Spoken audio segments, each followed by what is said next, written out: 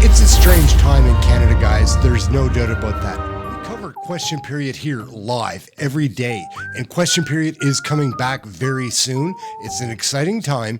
Times are tough in Canada, man. Some things in my personal life have changed recently, and it's a weird thing because, like, some financial security, well, what the hell? We'll try that. But in the meantime, I do want to sell, like, that we cover Question Period and we're sharing this stuff with Canadians. Some very exciting things happen there. These are some of the best clips that we have watched before, and hopefully you'll enjoy them. Like, take a look now. The Conservative leader is pandering to far-right Republican-style politics that is creeping into his party. By voting against a crucial bill for Ukraine, that leader is playing into the Kremlin's hands.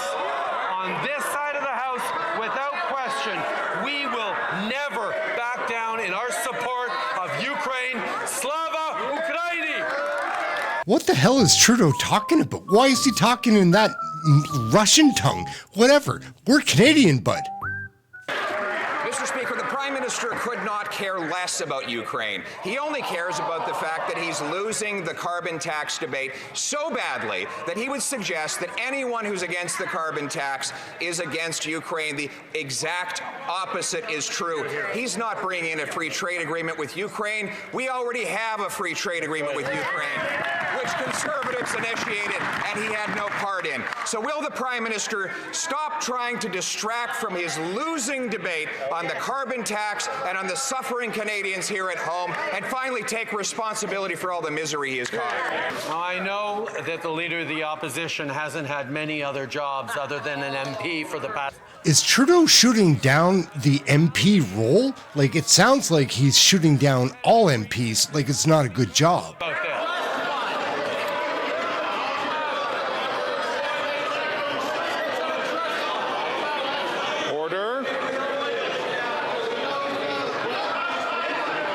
How about this, Mr. Speaker? You shut up.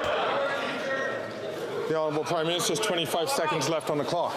19 years as a member of Parliament. Perhaps we need to make sure that they understand commercial sensitivities to guarantee good jobs for... Trudeau and his merry bunch of losers are terrible to watch. We'll get back to that in a moment. But Poilievre has a bunch of very interesting MPs that are backing him up. We'll take one quick look at Poilievre and then a bunch of his MPs in the House asking questions during Question Period Canada. Going to interrupt my own video with this piece of a video. This video turned into something else. This is a serious montage of the PC up-and-comers. All the Conservatives, you'll probably see your representative in this piece. There's going to be so many MPs that are Conservative members, like a lot. His ideological argument is that he would block selling Canadian natural gas to force Europeans to buy Russians' gas. He would give the money to the Kremlin rather than giving it to Canadian workers. He exported a gigantic turbine to Putin to pump gas into Europe and fund the war over there. Meanwhile, he opposes a carbon tax here at home. He can try all he wants to impose the carbon tax through a trade agreement or by delaying the carbon tax election. But here's the fact. I will win the carbon tax election, and I will axe the tax. When will he get it through his head? That carbon tax election is coming, and it won't go well for Trudeau or the Liberals. Canadians hate this stuff. These are some of the Tory MPs that are looking very strong. They speak well in Parliament. Cold and hungry this Christmas, this Prime Minister is counting down the hours to another taxpayer-funded beach vacation. He and his MPs are taking a 6-week holiday for voting time and time again to quadruple the carbon tax and defeat Bill C-234 as they pressured senators to gut the bill that this House already passed. If they won't axe the tax today, why won't they come to work on Monday and finally take the tax off of farmers so that Canadians can eat this Christmas? Yes. The Globe and Mail, you just laid out the tough economic times that Canadians are facing. You say you're seized with the issue. Did you consider that backdrop when you decided to take an $80,000 free vacation? Canada's energy, not the Liberals' carbon tax. And I'm confident that the Ukrainian farmers, who are my neighbours and friends and relatives, support that position. I'll never stop fighting for them. But that right there is the Liberals' distract and divide agenda. And it's only these guys who don't get that when you tax the farmers who grow the food, the truckers who ship the food, the store that sells the food, and the consumer that buys the food, Canadians can't afford the food. Yet this PM is going to quadruple his carbon tax, even though he already forces the people to choose between heating and eating. Now, he can help bring down those costs right now. So when will the PM get out of his former Liberal donor candidate MP senators and get them to pass the common sense Conservative bill? Shannon Stubbs is a wild girl, man. Let's watch her again. Of Calgary Skyview will hold the MP to account for his betrayal of their constituents, and he'll pay at the ballot box.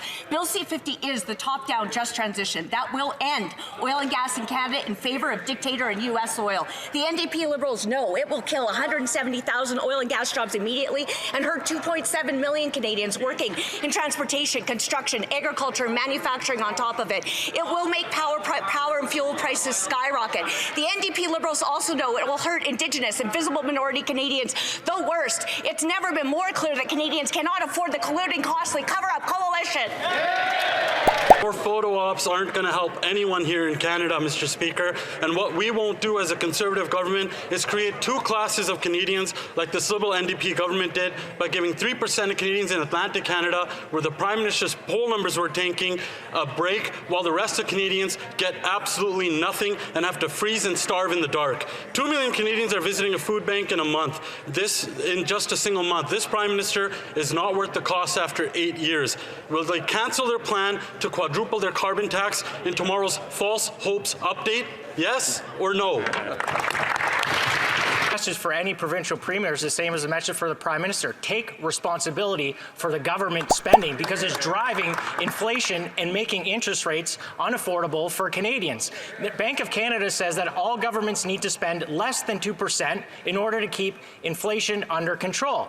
This own government's projections in the budget in the spring says that this government will spend over 3.5% growth next year versus this year. So when are they going to get it? They are part of the problem. They have to balance the budget so Canadians can keep their homes. Prime Minister, it's easy to see he's not worth the cost as the seams come apart at his billion-dollar green slush fund. The NDP Liberal government's hand-picked chair funneled more than $200,000 to her own company and then put $120,000 of that into her own pockets. Now she's being investigated by the Ethics Commissioner, so she resigned days after the Chief Executive Officer. We're just scratching the surface on the latest of this Prime Minister's many scandals, and Canadians want to know who got rich.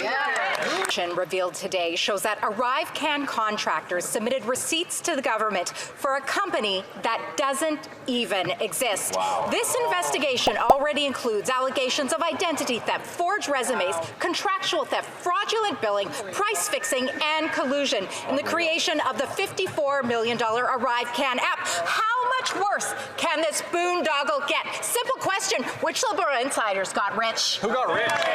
Did she say boondoggle?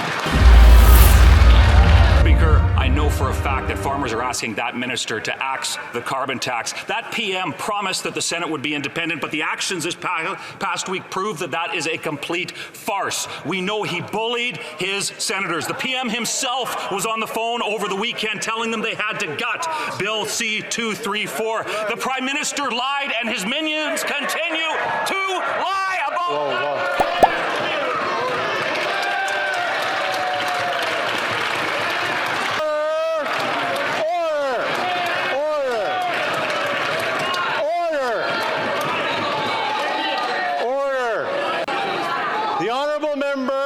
Here at the same time I did knows full well that you can't use that word.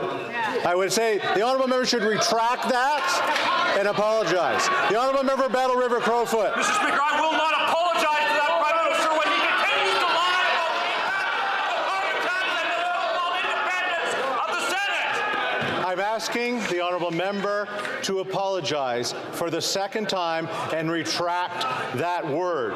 The honourable member knows full well you cannot use that word in this chamber. So this is the last opportunity. The honourable member of Battle River Crowfoot, will you be retracting that? It's the truth. It's the truth.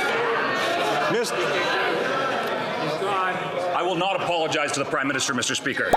Mr. Couric, would you mind leaving us today? Canadians want these questions asked of this ethically and morally challenged government. Right. Public officials were caught lying. Insiders who became millionaires through the Arrive scam were caught lying. It's time for honesty and clarity in this House. For weeks we've heard the same talking points from this minister. No action. No one's been charged. No one's been fired. So once again, will the minister responsible for this fiasco that the RCMP is investigating please stand up? NDP Liberal government spent $54 million on the Arrive scam app, and now RCMP are investigating contractors. More evidence that after 8 years, this Prime Minister is not worth the cost. Now, two senior public servants have accused each other of lying about who made the decision to hire GC Strategies. GC Strategies is a two-man company that does nothing and that subcontracts all the actual work. So will the minister responsible for this decision stand up now and explain to the House why GC Strategies was chosen? It's of Trudeau saying that poor Canadians don't pay taxes. I'm a poor Canadian. I assure you I pay taxes. Speaker, it doesn't matter what the government thinks about Bill C-234. It doesn't matter what the Senate thinks about the bill, because taxation and spending are the exclusive right of this House, not the Senate. In our system, there is no taxation without representation. Section 53 of the Constitution says all financial legislation must originate in this House. Standing Order 80 says that this House alone grants aids and supplies. When will the Prime Minister direct his representative in the Senate to respect this democratic institution, the only democratic institution in this country, and pass the tax bill? We live in a country where the governor regularly ignored bills passed by the elected legislative assembly. We used to live in a country where the appointed upper chamber used to regularly ignore bills passed by the elected lower chamber. That was a country long, long ago whose institutions were abolished after the rebellions of 1837. But now the unelected Senate thinks it's some sort of Chateau, clique, or Tory compact, ignoring a tax bill passed by this elected House. Again, when will the Prime Minister direct his representative in the Senate to respect the right and will of this House and pass the tax bill? Agriculture Minister, our plan is definitely not to bankrupt farmers and continue to make food unaffordable. Canadian farmers are struggling under punishing input costs like the carbon tax. In fact, often the carbon tax costs them more than the natural gas they use. But the Bill C-234, a common sense conservative bill, is the solution. But the Prime Minister is blocking his senators from passing this bill in the Senate. Will the Prime Minister follow his 2001 campaign and pass it forward and let this bill pass the Senate and finally take the carbon tax off farmers, families, and First Nations? Hear, hear. This NDP Liberal government has made life unaffordable for Canadians in every province and territory. Canadians are suffering under this Prime Minister's oppressive carbon tax. And while he taxes, he also divides, pausing the carbon tax on home heating oil in Atlantic Canada because he wanted votes, while he quadruples the tax on every other Canadian. When will this Prime Minister finally cancel the carbon tax on families, farmers, and First Nations? Mr. Speaker, we just heard shocking testimony at the Human Resources Committee from the CEO of the Central Okanagan Food Bank. He says projections are another 100% increase in food bank demand in the next 3 to 4 months due to inflation. He expressed how donors and volunteers are now clients. Liberal inflationary spending and carbon tax are adding to the cost of food. After 8 years, this NDP Liberal government is just not worth the cost. Will the Prime Minister take the tax off of farmers, families, and First Nations Finally. Speaker, I want to help the NDP Liberal government understand why after 8 years, Canadians know that the Prime Minister is not worth the cost. Just look at the carbon tax alone. A recent report by APAS shows that Saskatchewan farmers will pay over $40 million in carbon tax just to get their grains to port. A rebate doesn't even come close to covering that cost for our farmers. The solution is simple. Axe the tax. Why won't they just get it done? 8 years of this NDP Liberal government, 2 million Canadians are relying on food banks to feed their families. The Prime Minister's punishing carbon tax is directly fueling the affordability crisis in this country, and still the Prime Minister plans to quadruple it. The Prime Minister and his failed policies are simply not worth the cost. It's time to axe the carbon tax before it bankrupts all Canadians, Mr. Speaker. Will the Prime Minister finally take the carbon tax off for our farmers, our families, and our First Nations? Mr. Speaker, the Prime Minister, the Ag Minister, and the Environment are simply not listening to farmers. A pork farmer with a pork farm just down the road where I grew up, his natural gas bill in February was $4,300 just for natural gas. His carbon tax, $3,300, 75%. How can any farmer make a living when you got to pay that much carbon tax on the natural gas you use on your farm? When will the Prime Minister take the tax off farmers, families, and make it fair for farmers? Thank you. After 8 years, workers know they cannot rely on the NDP. The NDP leader initially called for the release of EV contracts, but last night the NDP flip-flopped and voted with the Liberals to bury them. These contracts will cost taxpayers over $40 billion. That's about $3,000 per Canadian family, and the money will be used to fund foreign replacement workers instead of Canadian paychecks. The NDP Liberal government betrayed workers and are complicit in cover-up. So what did the Liberals offer the NDP to get them to change their position and abandon workers and taxpayers? In little under a decade, Canada's housing costs have basically doubled. Earlier today, members of the Canadian Alliance of Student Associations shared with me a story of 7 individuals living in one apartment. We know that there are many similar stories about this across this country. After 8 years, students are becoming homeless under this NDP Liberal government. This PM is not worth the cost. When will this government step aside so we can get Canada back on track? Under this Prime Minister, New Brunswickers are struggling to pay their rent. After 8 years, he's just not worth the cost. While rents are too high in major cities, recent increases have been the biggest in New Brunswick. According to Stats Canada, rent has inflated nearly 30% just in New Brunswick in the last 4 years alone. Will the Prime Minister agree that now is the time to get the gatekeepers out of the way so more rental housing can be built in the province of New Brunswick? Liberal NDP government's incompetence and lack of caring, we have seen a housing hell unleashed on Canadians. They've actively caused housing, mortgages, and housing-related costs to double in the last 8 years. This Prime Minister is not worth the cost. We have people living in 10 cities and in their cars, Mr. Speaker, and this is when the dream of home ownership is evaporating for younger Canadians. They are putting photo ops ahead of housing. When will this Prime Minister realize that he's built more tent cities than houses? These Liberals have to go. Poilievre has an army of these conservative MPs that are legitimately asking questions for Canadians. Mr. Speaker, the Finance Minister wants to talk numbers. That's great. Let's talk about the 2 million Canadians that visited a food bank in one single month as a result of this NDP Liberal government. 800,000 Ontarians went to the food bank. It would be the 3rd largest city in Ontario dependent on a food bank for food. This Finance Minister says she won't take lessons. Even a 3rd grader could figure out they have destroyed Canadians and driving them to food banks. And they could fix it if they cared, Mr. Speaker. All they have to do, take the carbon tax off for families, First Nations, and farmers. 8 years, Canadians are learning the hard way that the Prime Minister is simply not worth the cost. And the latest food price report shows that Canadians are bracing for another devastating blow next year, with families being forced to pay over $700 more for groceries. And that's on top of all the price increases the Prime Minister's carbon tax and inflationary deficits have already caused. Instead of making food more expensive with planned tax hikes, why don't the Liberals support our common sense plan to take the carbon tax off of families, First Nations, and farmers?